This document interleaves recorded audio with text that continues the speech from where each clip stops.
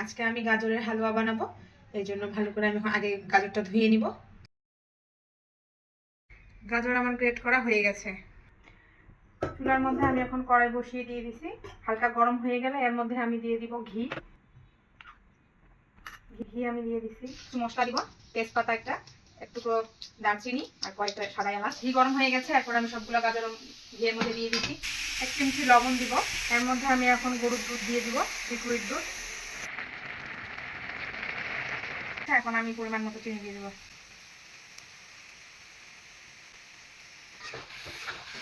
সুন্দর করে ভাজা হয়ে গেলে দেখেন ঘিটা বের হয়ে আসছে গাজর থেকে। আর আমি খুব বেশি কুচি করি নাই, আমার কাছে একটু দানা দানাটাই ভালো লাগে, এই জন্য আমি মোটা মোটা করে কুচি করছি। গাজরের হালুয়া আমার হয়ে গেছে। এর মধ্যে আমি দুধের খিসা দিয়ে দিব উপরে। এরপর কুচি করা পেস্তা বাদাম দিয়ে দিব। কিছুক্ষণের জন্য ফ্রিজে আমি রেখে দিব।